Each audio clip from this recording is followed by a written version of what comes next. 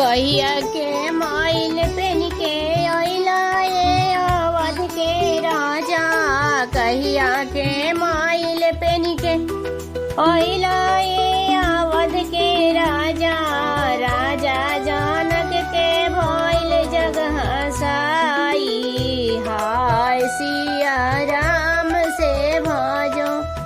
राजा जनक के भइल जग हसाई। हाय सिया राम से भजो।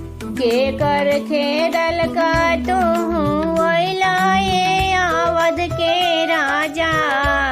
के कर खेदल का तुहू अइला ये अवध के राजा। तोहरा पीठिया पर मारी चाचा पाई। हाय सिया राम से भजो। तोहरा पीठिया पर मारी चाचा पाई। हाय सिया राम से भजो।